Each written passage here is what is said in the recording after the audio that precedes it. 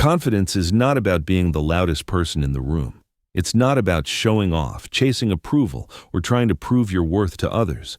Real confidence is calm. It's steady. It's the quiet power that makes people stop and notice without you having to demand their attention.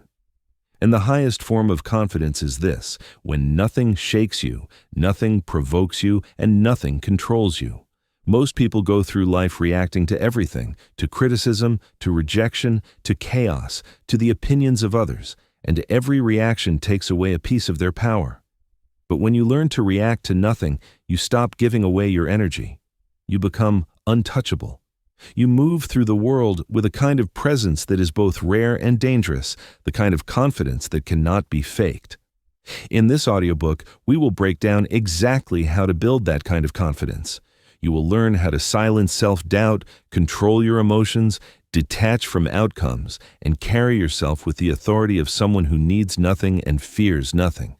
Each chapter will give you practical steps and timeless truths that, if applied, will transform not just how you feel about yourself, but how the world responds to you. This is not about pretending. This is about becoming. So take a deep breath, clear your mind, and prepare to step into the strongest version of yourself. Let's begin. Chapter 1. Stop explaining yourself. One of the fastest ways people drain their confidence is by constantly explaining themselves. Think about it. How many times have you found yourself giving long, unnecessary explanations just so people wouldn't judge you? Maybe you were late, and instead of simply saying, "Thank you for waiting," you launched into a 5-minute speech about traffic, your alarm, or how your phone died. Or maybe someone questioned one of your decisions and you felt the need to justify every detail just to feel understood. Here's the truth. Confident people don't do that. They don't live in apology mode. They don't scramble to prove themselves to everyone. Why? Because they know their worth is not up for debate. When you stop explaining yourself, you instantly project strength. Your words carry more weight. Your presence commands more respect. Now, I'm not saying you should become rude or dismissive. This isn't about arrogance. This is about knowing when to keep it short, clear, and firm. Instead of justifying every move, you learn to stand by your choices. If someone asks why you're doing something, you don't need a full essay. A simple, confident response is enough. Think about how powerful it feels when someone says, "I chose this because it's right for me," and then stops. No over-explaining, no backpedaling, just calm certainty. That's confidence. Every time you explain yourself unnecessarily, you send a silent message. I need your approval to feel okay. But every time you keep it short and let your choice stand on its own, you send a louder message. Don't need your permission. Here's a challenge for you for the next week. Catch yourself in the act. The moment you start piling on excuses or long explanations, stop. Replace them with something simple, firm, and direct. I can't make it. I've decided to go this way. That doesn't work for me. And then be silent. Let the silence carry the weight of your confidence. At first, it will feel uncomfortable. You'll feel the urge to fill the space, to justify, to soften your words. But with practice, you'll discover something life-changing. The less you explain, the stronger you feel. People begin to take you more seriously, and most importantly, you begin to take yourself more seriously. Dangerous confidence begins with this small but powerful shift. Stop explaining. Stop over-justifying. Trust your choices. Stand by your words. Because the moment you no longer feel the need to explain yourself to everyone, you've already taken your first step toward becoming untouchable. Chapter 2. Master your inner voice. If you want to become dangerously confident, you have to start with the voice that speaks the most to you, the one in your own head. That voice is either your greatest weapon or your biggest enemy. It's either building you up or it's tearing you down. And here's the thing most people never realize. The way you speak to yourself in private eventually shows up in how you show up in public. Think about it. If your inner voice is constantly saying, "I'm not good enough, I always mess things up, people are probably judging me," how do you think you'll act when you walk into a room? Nervous, hesitant, small. But if your inner voice says, "I can handle this, I've done harder things before, I'm exactly where I need to be. You walk into the same room, taller, calmer, and sharper. Same person, different voice. And that difference changes everything. Confidence doesn't start with applause, achievements, or attention. It starts in your mind. It starts with the words you allow to echo inside your head. You can't control what everyone says about you, but you can control what you repeat to yourself every day. The mistake people make is waiting for life to validate them before they change that inner voice. They think, once I succeed, I'll feel confident. Once people respect me, I'll talk to myself better. But it works the other way around. You don't wait for proof. You create proof. You start speaking to yourself like someone worthy of respect, and then your actions begin to follow that belief. Here's the secret. Your brain believes repetition. Whatever you repeat to yourself becomes your truth. Say you're weak long enough, and you'll start to shrink into weakness. Say you're capable, strong, and calm long enough, and you'll start to rise to meet those words. The inner voice is like a thermostat. It sets the temperature of your confidence. If it's low, you'll always sink back down, no matter how much outside success you taste. If it's high, you'll rise above challenges because you believe you belong at that level. So how do you master this inner voice? Start by catching it in the act. Pay attention to the quiet lines you whisper to yourself during the day. When you mess up, do you say, "I'm so stupid," or do you say, "That's okay, I'll do better next time"? When you look in the mirror, do you find every flaw, or do you remind yourself that you're showing up, you're improving, and you're worthy? These small moments shape everything. The goal isn't fake positivity. You don't have to tell yourself you're perfect. Dangerous confidence isn't about lying to yourself. It's about speaking with strength, even when things aren't perfect. It's about choosing words that build, not words that destroy. For example, instead of "I can't handle this," you say, "This is hard, but I'll figure it out." Instead of "I always fail," you say, "Every setback teaches me something that makes me stronger." When you start directing your inner voice instead of letting it run wild, you'll notice something powerful. You'll stop reacting so harshly to challenges, criticism, and rejection. Why? Because your mind is already trained to back you up. It becomes your strongest ally instead of your worst critic. Let me give you a challenge. For the next 30 days, every morning, tell yourself 3 things out loud. I respect myself. I can handle anything that comes today. I don't need anyone's approval to move forward. It may feel awkward at first, but say those lines every day and watch how your body starts to carry them. Watch how your energy changes in conversations. Watch how you walk into situations differently. Your inner voice is the foundation of your confidence. Master it, and you won't just appear confident, you'll feel it in your bones. And once you feel it, no one can take it from you. Because here's the truth. Confidence isn't what happens when others believe in you.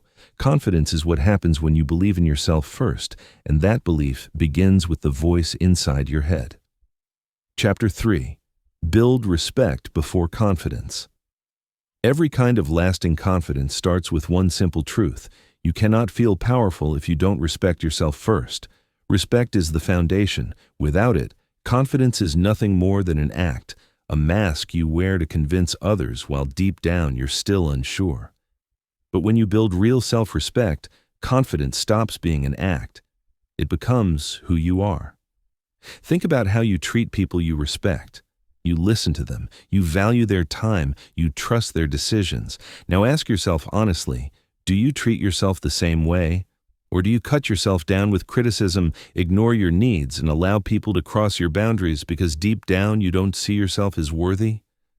The truth is, the way you treat yourself sets the standard for how the world treats you. If you disrespect your own time, others will too. If you speak poorly to yourself, you'll tolerate others, speaking the same way. But when you start showing yourself respect, when you hold yourself to a higher standard, people around you sense it. They respond differently. And that is where dangerous confidence begins to take shape. Self-respect doesn't come from big achievements. It comes from the small daily choices that tell your mind, I matter. Keeping promises to yourself, following through when you say you'll do something, not settling for situations that go against your values. Each act of respect you show yourself builds strength inside you. When you wake up early because you said you would, that's respect. When you walk away from a toxic conversation instead of trying to win approval, that's respect. When you set a boundary and hold it, that's respect. Every one of these choices may look small on the outside, but together they create the deep, unshakable feeling that you can trust yourself. And once you trust yourself, confidence flows naturally. Here's the key. Respect yourself first, and the world has no choice but to adjust. You no longer beg for recognition. You no longer explain or prove your worth. You know it. And because you know it, others see it. So if you want to build confidence that lasts, don't start with fake pep talks. Start with respect. Start with the way you talk to yourself, the way you carry yourself, and the way you hold yourself to a higher standard. Confidence without respect is empty. But respect that is practiced every day will eventually overflow into confidence so strong it cannot be broken. And once you've built that, no one can take it away. Chapter 4. Kill the need for approval. One of the biggest traps that steals confidence is the constant need for approval. You know what I mean? That itch inside that asks, do they like me? Do they agree with me? Am I good enough in their eyes? It's subtle, but it controls so many people's lives. They dress not for themselves, but for what others might say. They post on social media not to share, but to be validated. They chase compliments, avoid criticism, and feel crushed when someone doesn't clap for them. Here's the problem. When your confidence depends on approval, it will always be fragile, because approval can be given and approval can be taken away. One moment people are cheering for you, the next moment they're criticizing you.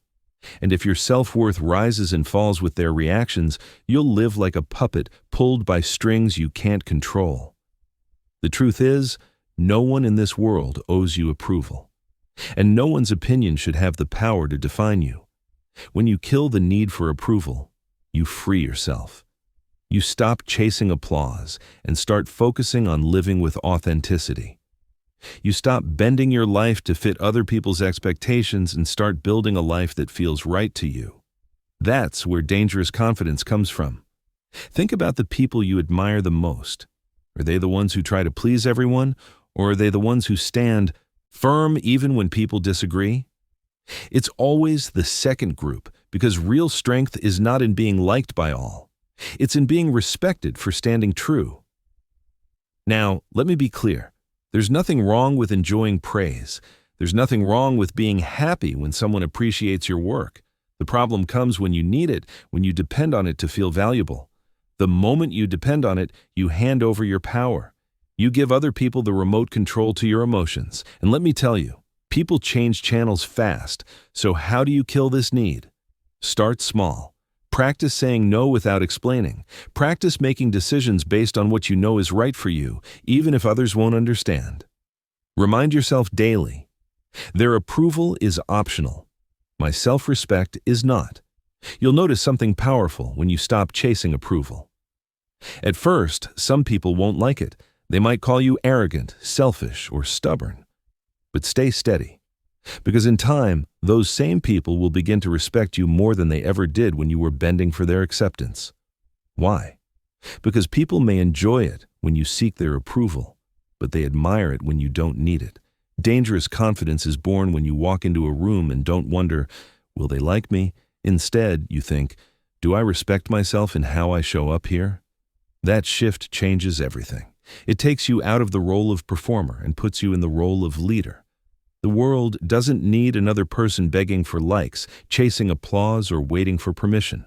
The world respects the person who doesn't need any of it, the one who moves forward with or without approval, the one who lives as though they already have everything they need inside. And that can be you. The day you stop chasing approval, you step into a new kind of freedom. You stop reacting to every comment, every look, every bit of criticism. You start living on your own terms. That's when people notice you, not because you ask them to, but because they can't ignore someone who doesn't need their validation. And that right there is dangerous confidence. Chapter 5. Respond with silence, not emotion. One of the greatest signs of confidence is not how loud you can be, but how quiet you can remain. Most people believe strength is about having the last word, about showing everyone how smart or sharp they are. But true strength is often the opposite. It's the ability to stay calm, stay silent, and not be pulled into every emotional battle. Think about it. How often do people lose their power because they couldn't keep quiet? Someone criticizes them and they snap back. Someone disrespects them and they explode. Someone challenges them and they rush to defend themselves. In that moment, they think they're showing strength, but really they're showing that their emotions are in control. And when your emotions control you, your power's gone. Silence, on the other hand, is disarming. It's unsettling. When people expect a reaction and you give them nothing, they don't know how to handle it. They push and you don't move. They attack and you stay steady. That's what makes silence powerful. It shows that you are not easily shaken, that you cannot be manipulated. Now, let's be clear. Silence doesn't mean weakness. It doesn't mean you let people walk all over you. It means you choose your responses carefully.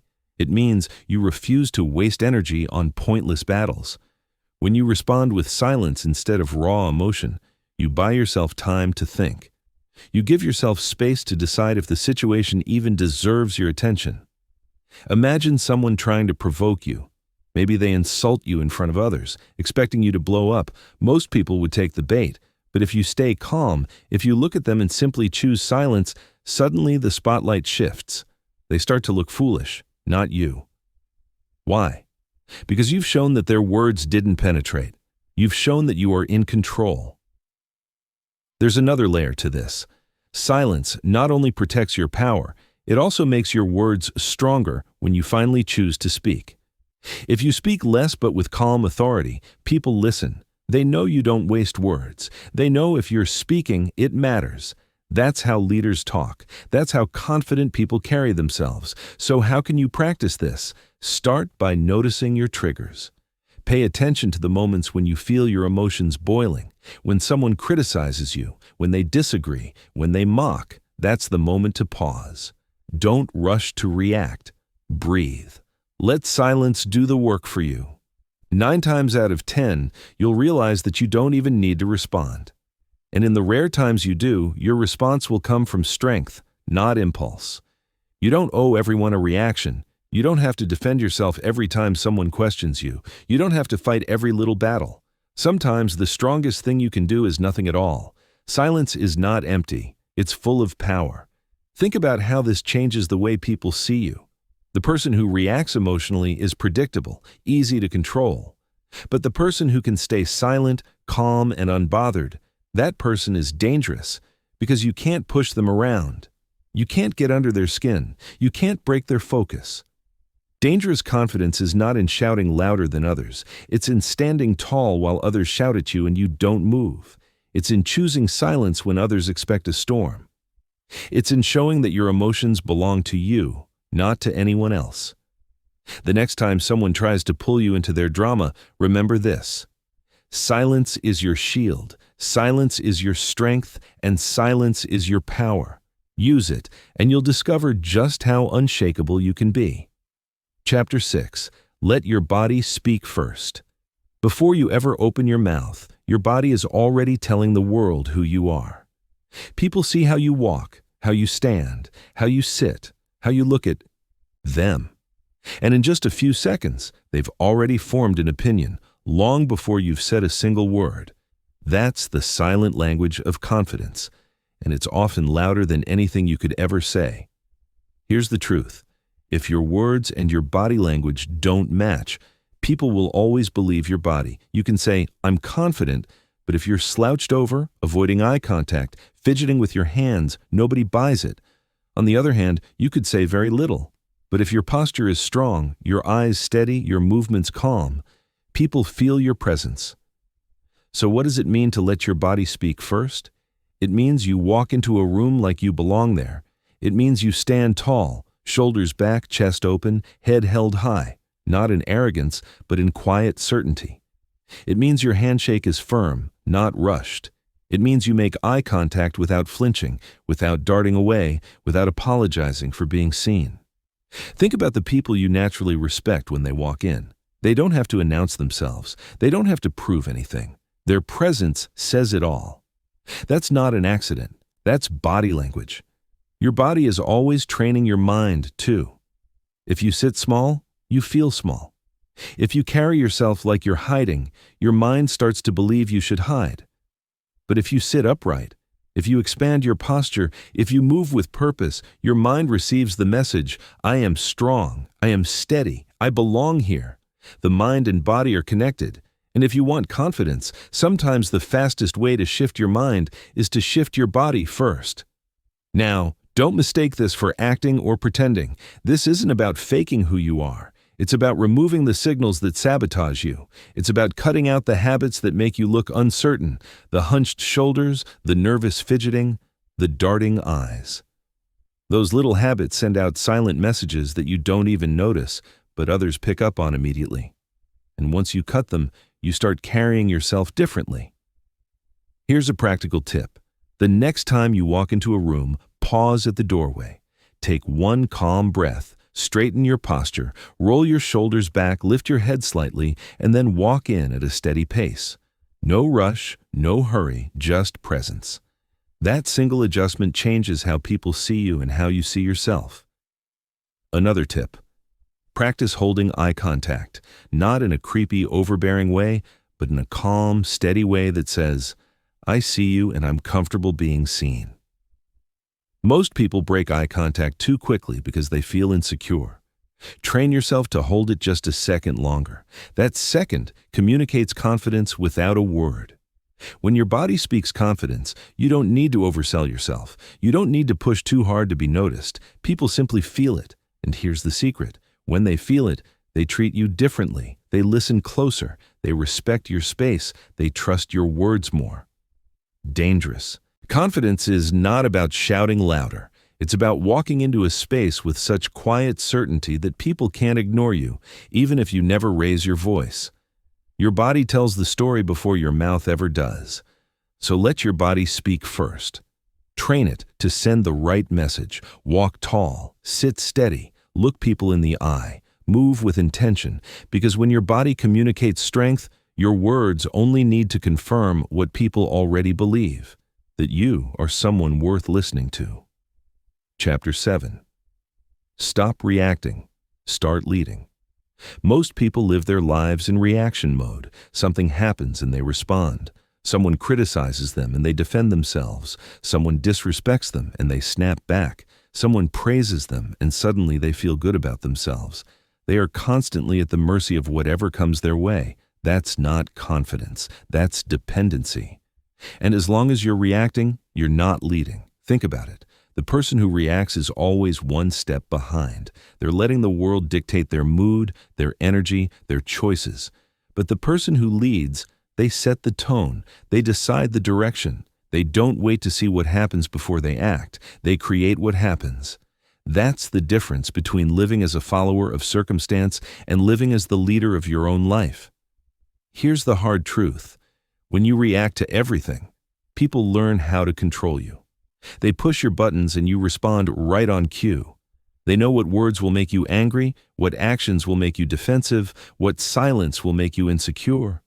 But when you stop reacting, when you stay calm and steady, suddenly those same people lose their grip. They can't manipulate you anymore. That's where confidence begins to look dangerous, because you become untouchable. Leading doesn't always mean leading others. It starts with leading yourself. It means choosing your actions instead of letting them be chosen for you. It means setting the pace instead of trying to keep up with someone else's. It means asking yourself, what do I want to create here? Instead of, how should I respond to what just happened? Let's make this practical. Imagine you're in a meeting and someone challenges your idea. The reactive person defends themselves right away, sometimes even with anger. The leader pauses, listens, and calmly responds with clarity, or sometimes chooses not to respond at all, but to redirect the conversation back to the bigger picture. That single choice shifts the whole energy of the room. Or think about relationships. When you're reacting, you're constantly adjusting to someone else's moods. If they're upset, you're upset. If they're happy, you're happy. But when you lead, you set the emotional tone. You stay steady regardless of their swings. And often, they follow your calm instead of you following their chaos. Leadership is not about controlling others. It's about controlling yourself so completely that you influence everything around you. People naturally follow those who are steady, who are clear, who are not tossed around by every little wave. And you don't need a title, a position, or a spotlight to be that person. You just need discipline over yourself. So how do you shift from reacting to leading? Start by slowing down. Don't give your emotions the driver's seat. Pause before you respond. Ask yourself, what outcome do I want here? And how can I create it? That 1 second of thought can completely change your direction. Next, set intentions before situations even happen. If you're about to walk into a stressful environment, decide in advance. I will remain calm. I will speak clearly. I will not let anyone push me off balance. When you enter with that mindset, you lead the situation instead of reacting to it. And finally, remember this. Leading isn't about proving yourself. It's about owning yourself. You don't have to win every argument. You don't have to control every detail. You just have to control you. That calm, centered control is magnetic. People can feel it. They start looking to you without you ever asking for it. Dangerous confidence is born when you stop giving the world the power to dictate your actions. When you stop reacting to everything and start leading with intention, you rise above the noise. You stop playing defense and start directing the game. And once you make that shift, you're no longer at the mercy of life. Life is at the mercy of you. Chapter 8. Embrace discomfort until it feels normal. Confidence is not built in comfort. It's built in the uncomfortable places most people try to avoid. Think about it. The moments that made you stronger were never the easy ones. They were the ones where you felt nervous, unprepared, maybe even afraid. But you stepped forward anyway. That's where growth lives. That's where dangerous confidence is born. Most people spend their lives running from discomfort. They choose what feels safe, what feels familiar, what doesn't stretch them too much. But the problem with that approach is simple. If you always choose comfort, you never expand. You stay the same. You play small. And deep down, you know it. That's why so many people secretly feel insecure, because their lives have no proof of their own strength. Confidence is not about telling yourself you're strong. It's about putting yourself in situations that show you that you are. When you embrace discomfort, you collect evidence. Every time you step into the unknown, every time you do something that scares you a little, you walk away with proof. I can handle this. And the more proof you gather, the more unshakable you become. Here's the secret. Discomfort doesn't go away. You never reach a point where life stops testing you. But you can train yourself to get comfortable being uncomfortable. That's the shift. Instead of seeing discomfort as danger, you start seeing it as training. Instead of running from it, you lean into it. And soon what used to terrify you feels normal. Think about the first time you tried something new, maybe speaking in front of a group, starting a project, or walking into a room full of strangers. You probably felt nervous, maybe even shaky. But if you kept doing it, the fear faded. It became easier. Why? Because repetition rewires your brain. What once felt impossible becomes routine. That's the power of embracing discomfort. So how do you start? Begin small. Push yourself into situations that stretch you just beyond your comfort zone. Speak up in a meeting when you'd normally stay quiet. Strike up a conversation when you'd normally avoid it. Take on a challenge you'd usually decline. Every little push builds your capacity. Then, go bigger. Take on goals that scare you, not because you might fail, but because they'll force you to grow. The gym teaches this principle well. If you only lift what's easy, you never build muscle. The growth happens when you pick up something heavy, when your body shakes, when you feel the strain. Life works the same way. Your mental and emotional muscles only grow under resistance. And here's what's beautiful. The more you embrace discomfort, the more resilient you become. You stop being afraid of failure because you've faced it before. You stop avoiding challenges because you've proven you can rise through them. You stop doubting yourself because you have evidence that you can survive what others can't. That's the root of confidence, not words, but lived experience. So the next time you feel fear creeping in, pause and reframe it. Instead of saying, "I don't want to feel this," tell yourself, "This is where I get stronger." That simple shift changes everything. Suddenly, discomfort is not the enemy. It's your greatest teacher. Dangerous confidence is not about living an easy life. It's about living a life that constantly stretches you, constantly grows you, constantly reminds you of your own power. Embrace discomfort. Seek it. Live in it until it feels normal. Because once you do, nothing the world throws at you will ever feel too big. You'll have trained yourself to thrive where others retreat. And that's when people begin to notice that quiet, steady power in you, the kind of confidence that cannot be broken. Chapter 9. Speak less, command more. Have you ever noticed how the most powerful people in the room are usually the quietest? They don't rush to fill every silence. They don't try to dominate the conversation with endless words. Instead, they wait. They listen. And when they finally do speak, everyone leans in. That is not an accident. That is confidence. Most people talk too much because they're uncomfortable with silence. They're afraid if they don't keep speaking, they'll lose attention, or worse, they'll be forgotten. So they pile on words, explanations, and stories, hoping to convince people of their worth. But here's the reality. The more you talk without purpose, the weaker your words become. Confidence is not about how much you say. It's about how much weight your words carry. And the way to give your words weight is simple. Speak less, mean more. Every sentence should have intention. Every response should have calmness. Every pause should remind people that you're not rushed, not desperate, not trying too hard. Think about this. When someone speaks constantly, people tune them out. But when someone holds back, speaks only when it matters, people pay attention. Silence builds anticipation. Few words delivered with clarity build authority. That's why leaders, true leaders, are never chatterboxes. They don't waste energy trying to be heard. They conserve energy and use their words like a sharp blade, precise, direct, effective. So how can you practice this? First, slow down. Don't rush to answer every question immediately. Give yourself a moment. That pause alone communicates confidence.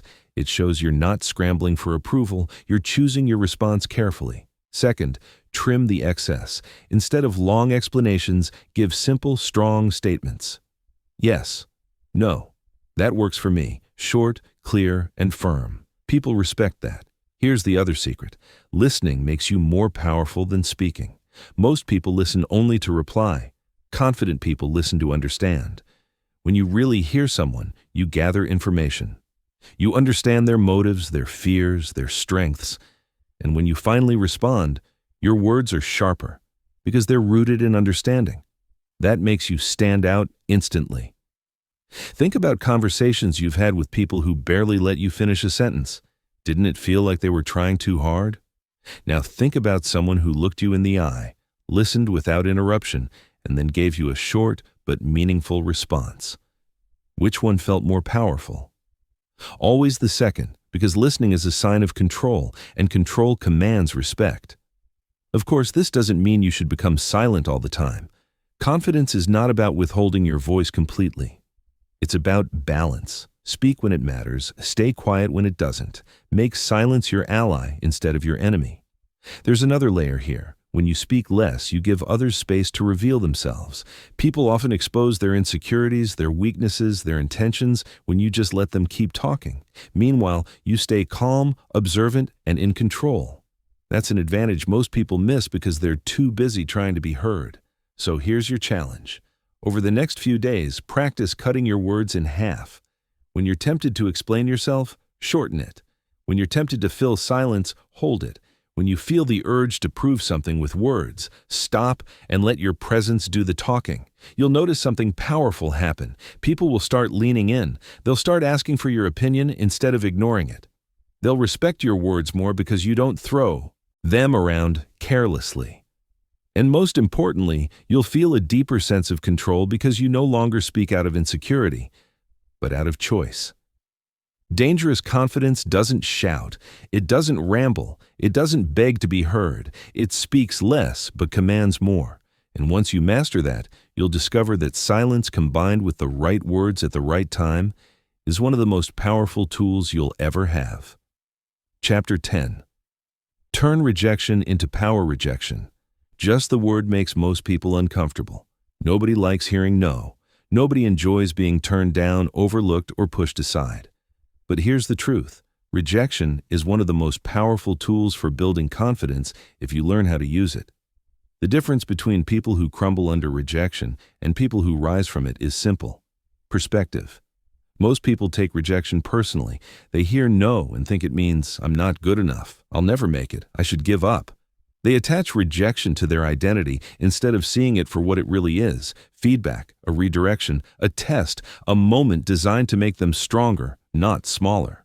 Think about this. Some of the most successful, confident people in history faced rejection over and over again.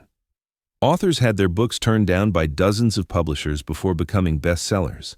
Entrepreneurs had their ideas laughed at before creating billion-dollar companies. Athletes were cut from teams before becoming legends. The rejection didn't destroy them. It built them. It toughened their skin. It forced them to sharpen their skills. It fueled their drive. That's what you have to train yourself to see. Rejection is not the end of your path. It's the sharpening stone for your confidence.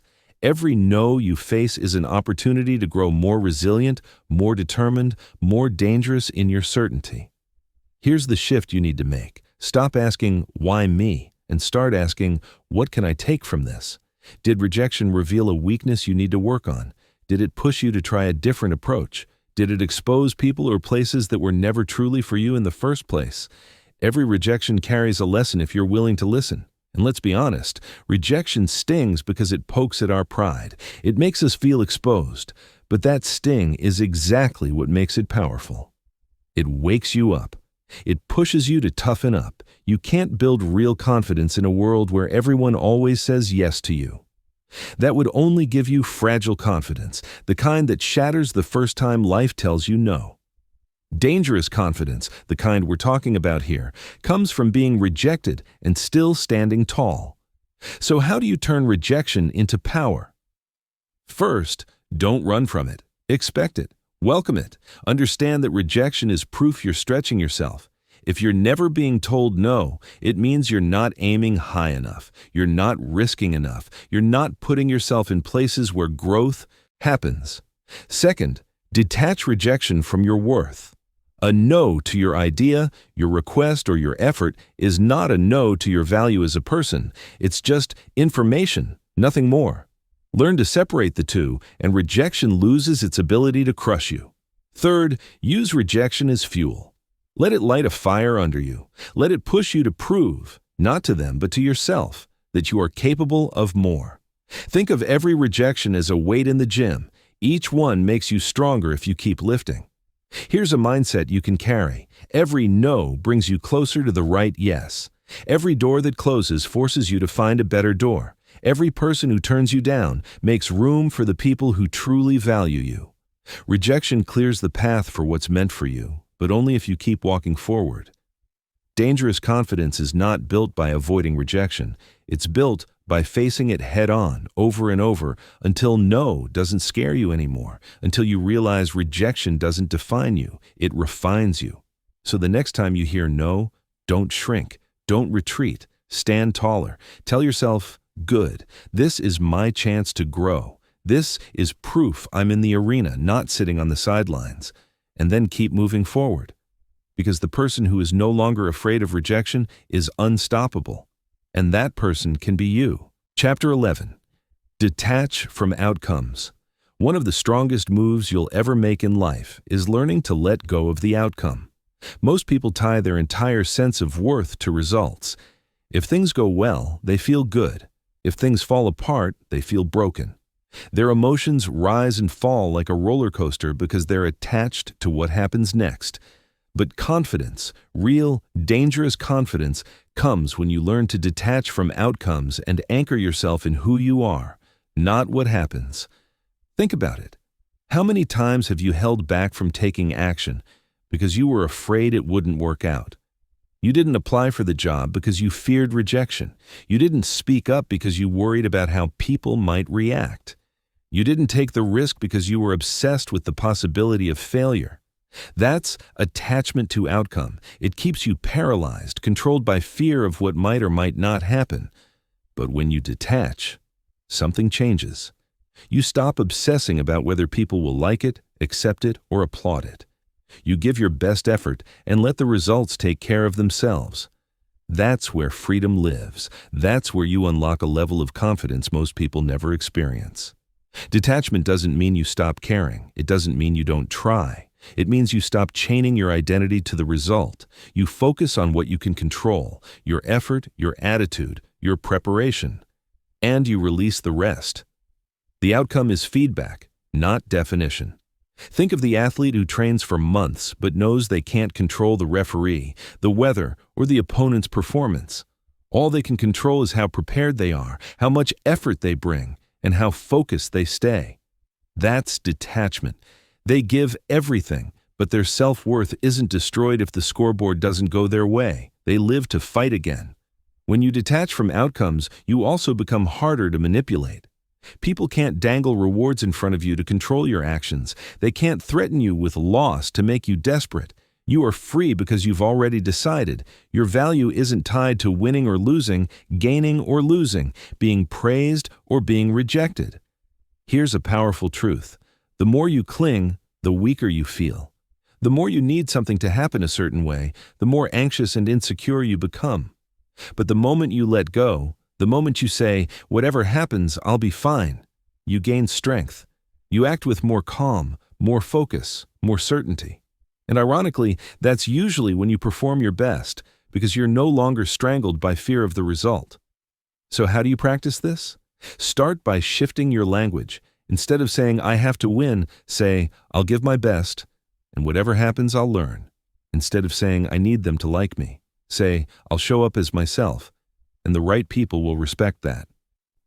Small shifts in language remind your mind that your value is not tied to the outcome. Next, focus on process over result. Build habits, routines, and standards that you control. If you want confidence in your work, don't obsess about the final product alone. Focus on doing the work consistently. If you want confidence in relationships, don't obsess over how others respond. Focus on showing up with authenticity and honesty. When you build your confidence on process, outcomes become secondary. And finally, remind yourself of this. You've survived every bad outcome in your life so far. Every failure, every disappointment, every rejection. You're still here, stronger, wiser, sharper. That's proof you don't need perfect results to be okay. You just need resilience. Dangerous confidence doesn't come from controlling outcomes. It comes from controlling yourself and trusting that whatever the result, you'll adapt, you'll grow, and you'll keep moving forward. So stop gripping so tightly. Give your best, stay true to yourself, and then let the outcome go. Because the moment you detach from results, you step into a new kind of freedom, the kind of confidence that nothing and no one can shake. Chapter 12. Set boundaries without apology. Confidence is not only about how you carry yourself in public, it's also about how you protect yourself in private. One of the clearest signs of true confidence is the ability to set boundaries and hold them without apology, without guilt, and without flinching. Boundaries are not walls. They are lines that protect your time, your energy, and your self-respect. And if you don't set them, the world will gladly run right over you. Here's the reality. People will always take as much as you allow. If you give unlimited time, they'll take it. If you let them interrupt you, they'll keep doing it. If you never say no, they'll expect yes forever. That's not because people are always cruel. It's because human nature pushes against limits, and if you don't have limits, you'll always feel drained, resentful, and powerless. Confidence means you know your value. And when you know your value, you protect it. You don't throw your time away on things that don't matter. You don't allow toxic people to drain you. You don't keep saying yes when you know inside your answer should be no. Saying no doesn't make you selfish. It makes you strong. It proves that you respect yourself enough to protect your peace. Think about how many times you've said yes just to avoid conflict. Maybe you agreed to plans you didn't want, took on work you couldn't handle, or allowed someone to speak to you in a way that made you feel small. Each time you did, a little piece of your confidence weakened, not because of what they did, but because of what you allowed. Confidence grows when you decide, this is where I draw the line. And here's the key. You don't need to justify your boundaries. Too often people over-explain. They say, I'm sorry, I can't because, followed by a long list of reasons. But the truth is, no is a complete sentence. That doesn't work for me. I'm not available. I've decided not to do that. Short, calm, and unapologetic. That's strength. That's clarity. At first, setting boundaries feels uncomfortable. You'll feel guilty. You'll worry people will think you're cold or unkind. But over time, you'll realize something important. People actually respect you more when you have boundaries. They may not always like it in the moment, but they learn to take you seriously. They see that you are not easily manipulated, not desperate for approval, not willing to sell your peace for temporary comfort. And here's the bonus. The right people, the ones who genuinely care about you, will respect your boundaries. They'll honor them. They'll even admire them. It's the wrong people, the ones who want to take advantage, who will be upset. So when someone gets angry at your boundary, take it as confirmation that the boundary was necessary. Setting boundaries is not about pushing people away. It's about protecting your space so you can give your best to the things that truly matter. You can't pour into your goals, your dreams, or your relationships if you're constantly drained from saying yes to everything else. Boundaries are not selfish. They're essential. So how do you start? Begin with one simple area of your life where you feel resentment. That resentment is a signal that a boundary is missing. Maybe it's a coworker who keeps dumping extra work on you. Maybe it's a friend who takes more than they give. Maybe it's your own habit of overcommitting. Wherever you feel that tension, that's where a boundary is needed. Decide your line. Then enforce it calmly. Confidence is not about pleasing everyone. It's about living with integrity to yourself. And integrity means protecting what matters, even when others don't understand. Dangerous confidence is when you can say no without shaking, when you can hold your ground without guilt, when you can protect your energy like it's the most valuable resource you own, because it is. So set your boundaries, hold them firm, and never apologize for respecting yourself, because once you master that, you'll discover that real confidence doesn't just come from what you say yes to, it comes from the power of what you refuse to accept. Chapter 13. Stand calm in chaos. Confidence isn't truly tested when things are going well. Anyone can look composed when life is smooth, when the plan is working, and when nothing unexpected shows up. But the real measure of confidence is how you carry yourself when chaos strikes, when the room gets loud, when people panic, when everything seems uncertain. That's when true confidence either collapses or shines. Most people fall apart in chaos. They rush, they panic, they overreact. Their emotions take control, and they make poor decisions because they are desperate to fix everything at once. But the ones who stand out, the ones who earn respect without even trying, are those who stay calm. They slow down when everyone else speeds up. They breathe when everyone else holds their breath. They keep their voice steady when everyone else is shouting. That calmness is rare, and that's what makes it powerful. Think about how you feel around someone who stays composed in stressful situations. You feel safer. You feel like things will be okay, even if they aren't yet. Their calm transfers to you. That's the power of presence. And the good news is, you can train yourself to become that person. It starts with recognizing that chaos itself doesn't break people. Their reaction to chaos does. The event might be messy, the challenge might be tough, but it's your response that decides whether you crumble or rise. If you allow yourself to get swept up in the storm, you lose control. But if you anchor yourself in calm, you take control back. So how do you do it? Begin with your breathing. When chaos hits, your body's natural instinct is to tense up, breathe shallow, and prepare for fight or flight. That's when you must take control of your breath. Slow, steady breathing tells your body, I am not in danger. I am in control. That one small act creates space between the chaos and your reaction. Next, manage your pace. In stressful situations, people tend to rush as if speed will solve everything. But rushing often leads to mistakes, and mistakes create more chaos. The confident person doesn't hurry. They move deliberately with clarity. Their pace communicates, "I am steady, I am not rattled." Then keep your voice low and calm. Chaos feeds off noise. If you match that noise with panic, you add fuel to the fire. But if you speak slower, softer, more grounded, people listen. You instantly shift the energy. Even if you don't have all the answers, your calm tone reassures others and positions you as someone to trust. Standing calm in chaos is not about pretending nothing is wrong. It's about refusing to let the chaos own you. It's about keeping your center when everything around you tries to pull you off balance. And when you do this consistently, people begin to notice. They see you as reliable. They see you as strong. They see you as a leader, even if you never asked for the role. But here's the deeper truth. Staying calm in chaos isn't just for others. It's for you. Because every time you stay grounded when life gets messy, you remind yourself of your own strength. You prove to yourself that storms don't break you, they reveal you. And that proof builds a confidence that lasts far beyond the moment. So the next time life throws chaos your way, and it will, pause, breathe, slow down, anchor yourself. Decide in that moment that you will not be another panicked voice in the storm.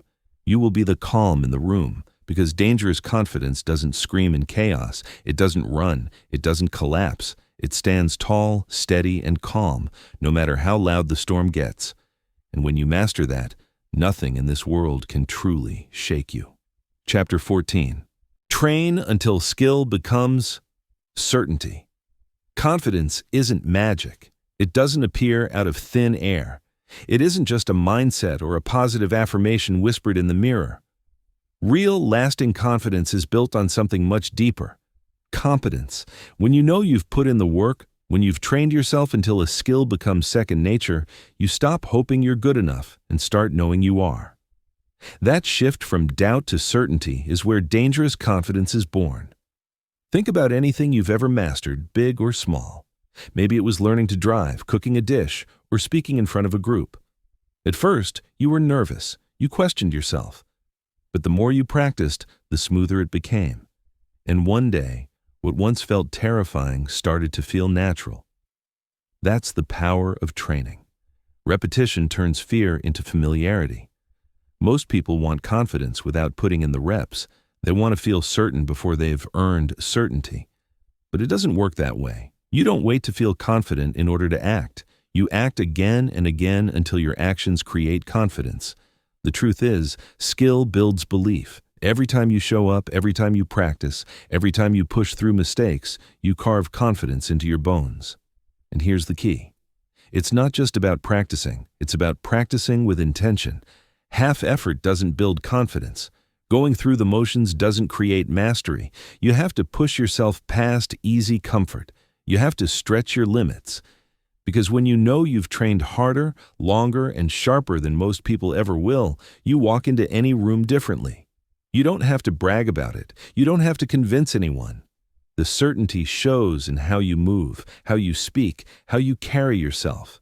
Think of a professional athlete stepping onto the field. They don't stand there wondering if they can do it. They've already trained for it 1,000 times. The repetition has built muscle memory. Their body knows what to do. Their mind knows they can handle the pressure. That's what training gives you. Certainty that no one can take away.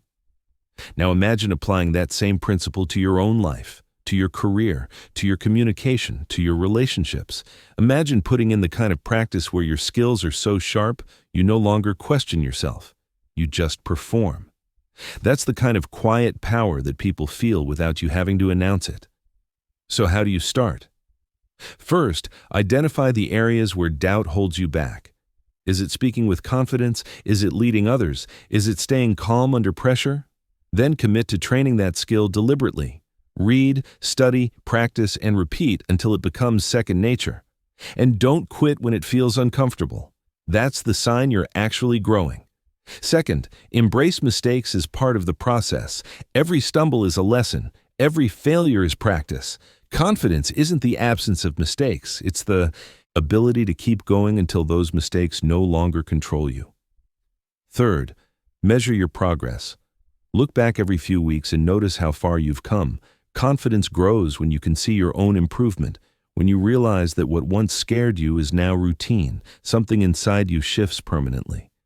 Here's the beauty of this approach. No one can take away what you've trained for.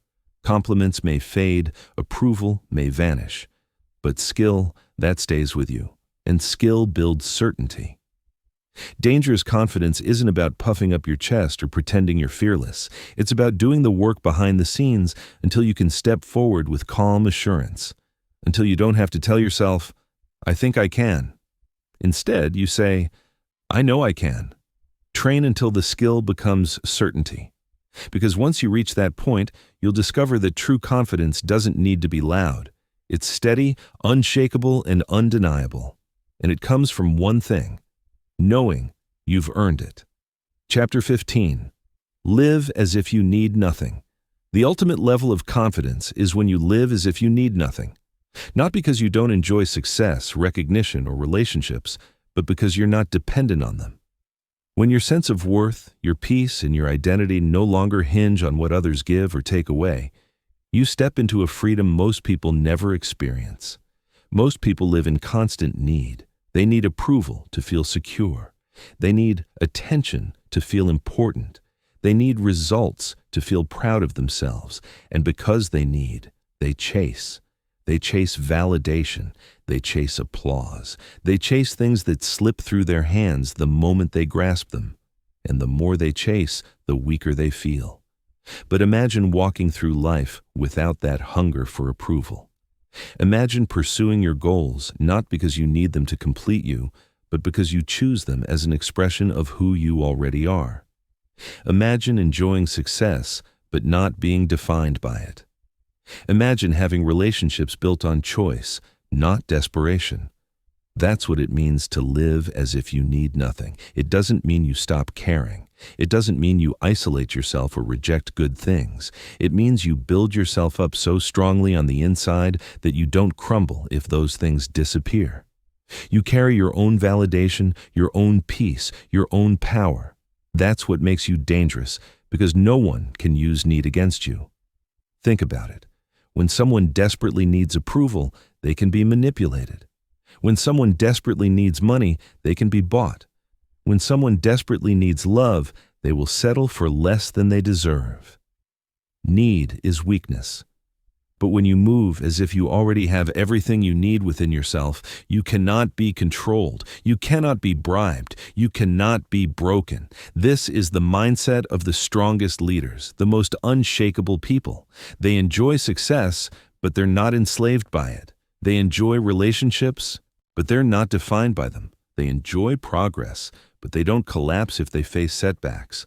Their identity isn't tied to outcomes, approval, or possessions. Their confidence flows from within, not from outside. So how do you start living as if you need nothing? Begin by shifting your focus inward.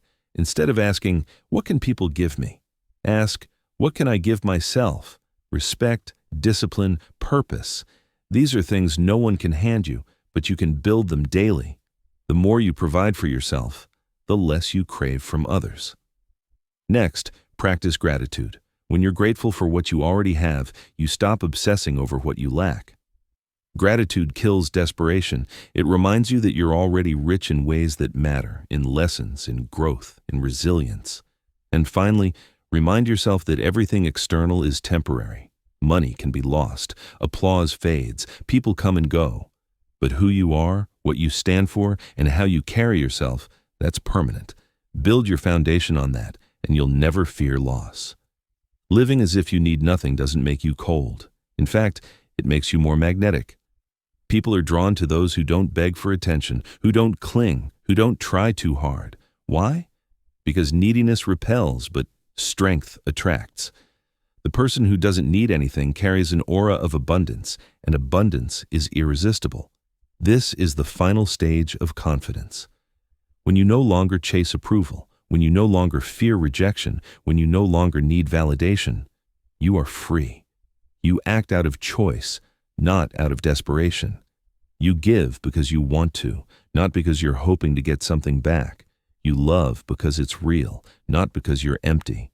Live as if you need nothing, because when you do, you will walk with a calmness that others envy, a certainty that others respect, and a power that nothing in this world can take away. That is dangerous confidence at its peak. Conclusion. Confidence is not about shouting louder than the rest of the world. It's not about forcing people to notice you, chasing approval, or pretending to be someone you're not. Confidence is calm. It's steady. It's the kind of presence that doesn't need to prove itself because it already knows its own value. And the most dangerous form of confidence, the kind this audiobook has been guiding you toward, comes from one simple truth. You react to nothing, and therefore nothing controls you. Over these chapters, we've walked through the principles that build that kind of unshakable self-belief. You've learned how to stop explaining yourself, how to master your inner voice, how to build respect before confidence, and how to kill the need for approval. You've discovered the power of silence, the authority of body language, and the shift from reacting to leading. You've been reminded that discomfort is where growth lives, that speaking less commands more, and that rejection can become your fuel. You've seen the strength in detaching from outcomes, setting boundaries without apology, standing calm in chaos, and training until skill becomes certainty. And finally, you've been shown the ultimate level of confidence, living as if you need nothing.